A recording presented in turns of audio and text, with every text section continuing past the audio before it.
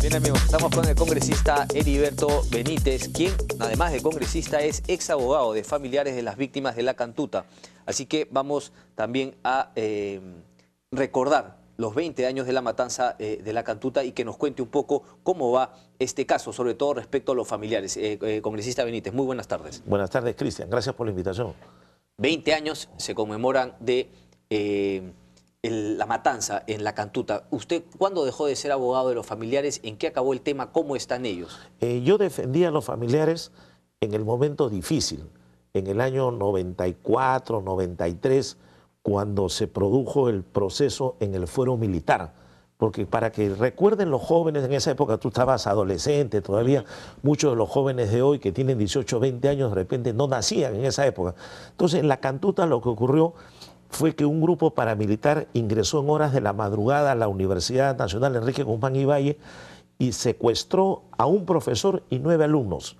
Se los llevaron, los torturaron, los asesinaron, los descuartizaron, los restos humanos los incineraron y los enterraron en varios lugares para ocultar el crimen.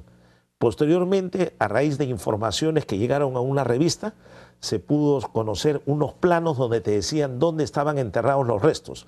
Se fue con peritos, se exhumaron y se encontraron restos humanos. Se hizo las pericias y se comprobó que pertenecían a algunos alumnos y algunos al profesor de la universidad. Luego de ello, en ese momento, empezaron las investigaciones. El Poder Judicial, por un lado, quería investigar y la justicia militar, por otro lado. Hubo una contienda de competencia para que la Corte Suprema diga quién es competente para investigar los hechos. A mitad de camino en la contienda de competencia vino el primer golpe de Alberto Fujimori. Dieron una ley por la cual cortaban el procedimiento y mandaban el expediente al foro militar. Entonces le pasaron a los militares que investiguen esa matanza. Los militares, ¿qué dijeron? Aparentemente apareció una sentencia firme. 20 años de prisión para los miembros del Grupo Colina. La gente se quedó sorprendida. Todos dijimos, bueno, es una sanción ejemplar. Correcto. En la cual estaban sancionados los ejecutores, pero no los autores ni intelectuales ni los responsables.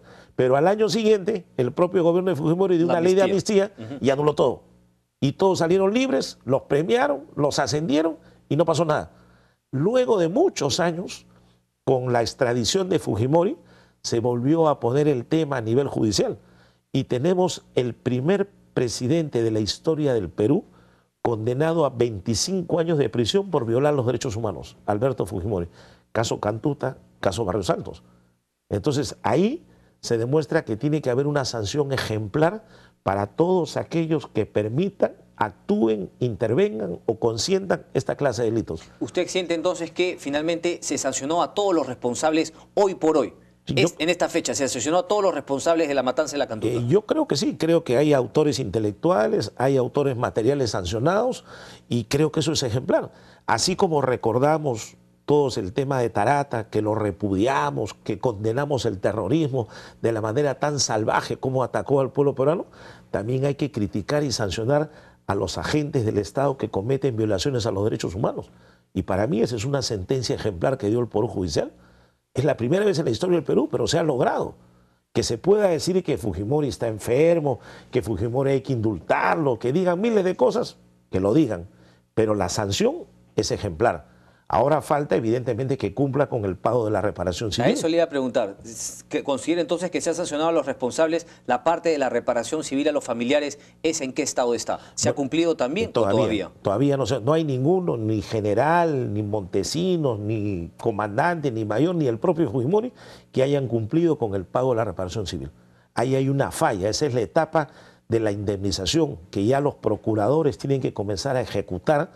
Como se ha visto en algunos casos que están buscando embargos, tiene que ejecutarse esa parte para que la sentencia se cumpla de manera completa. Pero a ver, disculpe mi ignorancia, pero en este caso la reparación civil la tienen que asumir los responsables o lo asume el Estado peruano teniendo en cuenta que fue miembros del Estado peruano en ese entonces los que cometieron la matanza? No, los responsables tienen que pagar una reparación civil, se llaman estos procesos. Eso se lo paga el Estado, no los familiares. No, tiene que pagarle una parte al Estado y una parte a los familiares. Ok. Porque el Estado también fue víctima y también fue víctima a los familiares. Entonces hay un pago que les tienen que dar. ¿Y hay un pago de parte del Estado peruano a los familiares que También, ya se ha hecho o todavía? También fue por una sentencia que dictó la Corte Interamericana de Derechos Humanos y además también hace muchos años el gobierno reconoció un monto determinado para que le paguen a los familiares como una manera de querer silenciarlos, ¿no? O sea, se dio un pago de dinero, no había justicia, ahora se hizo justicia y la sentencia evidentemente implica también el pago de una reparación, ¿no? Entonces ahí hay un tema que falta terminar con el pago de la reparación para que la sentencia quede totalmente cumplida. Ok, solamente para cerrar el tema y para la gente que quiere siempre enterarse, yo leí el libro Muerte en el Pentagonito, donde sale también claramente toda la investigación de Ricardo Uceda, donde también tocan el tema de la cantuta. Antes de pasar a temas de coyuntura política, yo le tengo que preguntar cuál es su percepción ahora de lo que ocurre hoy por hoy en la cantuta, con el renacimiento del Movadef, bases por ahí que intentan cambiar la mentalidad de los peruanos. ¿Qué debemos hacer nosotros para que no vuelva a ocurrir ni la matanza en la cantuta, pero tampoco por ahí que la cantuta haya sido tomada por gente que efectivamente no es pues amiga del Estado peruano, de la paz, de la sociedad? No, la Cantuta es una universidad creada específicamente para formar profesores, para educación. Se creó hace más de 50 años, su objetivo era ese. Recuerdo que en el gobierno de Velasco hubo una época en que la cerraron, después la volvieron a abrir, y como de ahí salen los profesores y la mayoría termina en el SUTE, ha habido un criterio de que ahí formaban cuadros terroristas, como lo decían también en la época de la Universidad San Marcos, de la época de la Universidad de Ingeniería. El fujimorismo siempre decía que las universidades del Estado están vinculadas a la subversión. Entonces siempre hay un criterio en ese sentido policial y castrense. ¿Usted cree que no tiene sustento este criterio? Mira, yo creo que las universidades tienen un tipo de formación, tienen que preparar, tienen que capacitar a los futuros maestros. Ahora que ellos escojan una ideología o que tengan una inclinación, un pensamiento determinado, eso es un tema diferente. Eso tendrá que evaluarse por las autoridades competentes. Pero no se puede atacar a un centro de estudios ni a los alumnos bajo el pretexto de que ahí hay movimientos subversivos, porque mira el daño que se ocasionó antes. Se metieron hasta bases militares a las universidades y mira los conflictos que organizaron. Con el tiempo... Pero por eso, nuevamente, dos extremos, congresistas, es decir, entrar con militares, con la OTA, o dejar simplemente como una zona, pues nosotros ciudadanos peruanos no hacemos nada, finalmente ahí están los profesores y terminarán o en Patria Roja o en el CONARE Súter, que al parecer los dirigentes al menos están ya claramente vinculados con el Movadef y con Sendero Luminoso. No se trata ni de ir de un extremo a otro, sino qué hacer, cómo también plantear otra ideología, otras ideas.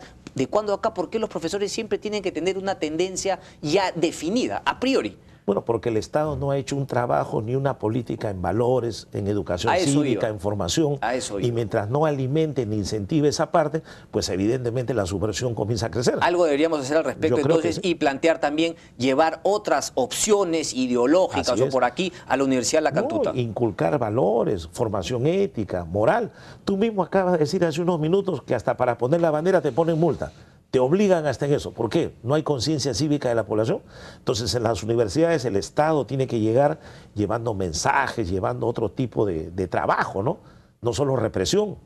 Entonces si se combate con ideas, pues se puede lograr algo. De repente es un trabajo de largo plazo y difícil, pero eso es lo que hay que hacer. Y yo te dejo, Cristian, antes de cambiar el tema. Yo creo que es a largo plazo, pero el temor, la pregunta es en todo caso, ¿ya lo iniciamos? ¿Ya hemos empezado con ese trabajo a largo plazo? ¿O más bien después de el terror, como que nos hemos adormecido y nuevamente nos vemos ahora sorprendidos, avasallados por esta reaparición de Movadef, Sendero, etcétera? Yo creo que no se hizo ningún trabajo. Ese es el punto. Se pensó que se capturó a los líderes subversivos, se acabó el tema, se olvidaron, lo abandonaron y ahora otra vez se está recrudeciendo. Yo te dejo aquí la copia de los dos proyectos de ley que firmó Fujimori. Uno para que el fuero común no investigue el caso de la Cantuta en su época y otro donde estaba la ley de amnistía, para que tú los tengas y con el tiempo puedas poder comprobar y demostrar y los jóvenes de hoy entiendan por qué se habla del caso de la Cantuta. Está clarito, nuevamente yo repito en el libro Muerte en el Pentagonito. Volviendo a temas de coyuntura ahora, congresista, no recuerdo dónde he leído y quién lo ha dicho, pero usted es el número 11 con eso se cierra el equipo de fútbol de la nueva bancada. ¿Va a dejar Solidaridad Nacional para ir con la nueva bancada? Mira, ese es un tema que se ha venido voceando en los últimos días. Yo he conversado con Javier Descanseco, hemos tenido una reunión, él me ha explicado más o menos cuál es la tendencia que tiene para formar un nuevo grupo, me ha hablado de una agenda parlamentaria de trabajo, de una plataforma de lucha, ha quedado en enviarme un material para evaluarlo. Yo en principio creo que una agenda parlamentaria sí debemos hacerla, porque hay que recuperar la fortaleza del Congreso.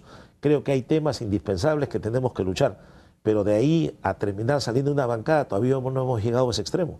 O sea, hemos hablado de una lucha, de hacer una agenda parlamentaria, de defender los derechos humanos, que creo es un tema en el que debemos coincidir la mayoría de los parlamentarios, ¿no? Ya, pero entonces se está evaluando salir de la bancada de Solidaridad para ir a la nueva bancada, porque la Una bancada que usted ahora, de la que forma parte de Solidaridad Nacional, no está conversando con Javier Descanseco. No está Usted está conversando con Javier Descanseco. No sé si otro parlamentario por separado esté conversando, pero sobre ese tema de hacer una agenda parlamentaria sí hemos conversado y yo creo que el Congreso peruano necesita armar una agenda para trabajar en el futuro. Ok, pero es una opción que usted en la próxima legislatura sea parte de esta nueva bancada. Dice, claro, están trabajando una agenda, quiere decir que tiene algunas coincidencias con este grupo de gente, con estos nuevos congresistas que plantean una bancada. No están trabajando, por ejemplo, una agenda con Solidaridad. Bueno, Solidaridad se puede sumar a esa agenda también. O sea, ¿por qué negarlo? ¿Por qué descartarlo? La cosa es ver cuáles son los puntos de la agenda: lucha contra la corrupción, defensa de los derechos humanos, fortalecimiento del Parlamento, fiscalización profunda. ¿No está muy cómodo de Solidaridad? ¿Cree que falta algo en esa bancada? No, mira, yo lo que creo es que Solidaridad... ¿O le incomoda, digamos, la alianza con el oficialismo? No, yo no veo que haya una alianza con el oficialismo. Pero le van a dar los votos para las elecciones. Bueno, es una elección de una mesa directiva, pero Solidaridad tiene que cumplir su rol de fiscalización y de control político. No se puede renunciar a eso. No es que se dé una carta abierta a decir yo voto por ti y haz todo lo que quieras, ¿no? Hay acuerdos que tienen que haber, hay momentos en que habrá que criticar, como lo hicimos en el caso de los ministros de Interior y Defensa. Heriberto Benítez sí le va a dar su voto al oficialismo para dirigir la próxima legislatura. Yo creo que sí, creo que a Gana Perú le corresponde esta presidencia. Yo no estoy de acuerdo con la otra candidatura que representa el fujimorismo y el partido aprista. No votaría por ellos, ¿no? Entonces yo, mi respaldo, mi bancada acordado, se va a tomar la decisión luego de un análisis el fin de semana, pero no vemos más la candidatura de Gana Perú, ¿no? Ok, ¿y cuándo tomaría su decisión de si es que finalmente está más ligado o pueda participar finalmente de esta nueva bancada que va a presidir Javier? No sé si presidir, pero bueno, que está armando Javier Descanseco. Yo lo que creo es que hay que evaluar una agenda parlamentaria, hay que trabajarla.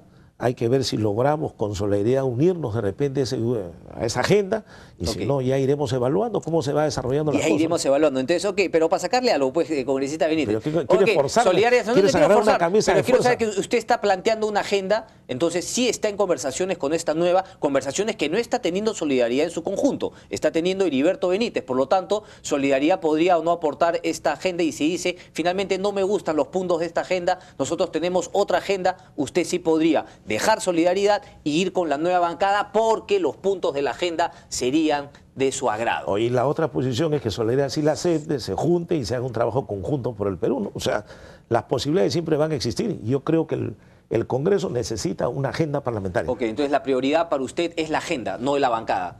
La bancada tiene que tener una agenda también, pues, y hay que ver si nos sumamos. Por ende, no habría problema en dejar Solidaridad para ir con otra bancada porque la prioridad es la agenda. Para mí la agenda parlamentaria es indispensable para el futuro de la democracia, del Perú y del propio Congreso. No te olvides, como decía Aya de la Torre, el Congreso es el primer poder del Estado. Entonces hay que fortalecerlo. Y yo creo que Solidaridad también tiene que trabajar una agenda parlamentaria y de repente hacerla en conjunto con varios congresistas. Varios apristas se han tirado plopo ahorita que lo han escuchado citar a Víctor Raúl Aya de la Torre. Bueno, pero mira, yo siempre he respetado al APRA histórica. Con la que he discrepado es con el APRA histérica. Hay que saber marcar la diferencia, ¿no? La historia del Perú la ha hecho el APRA, no lo podemos negar. Tiene sus mártires, tiene sus grandes líderes que son respetables y forman parte de la historia del Perú. Congresista Benítez, muchísimas gracias. Las gracias.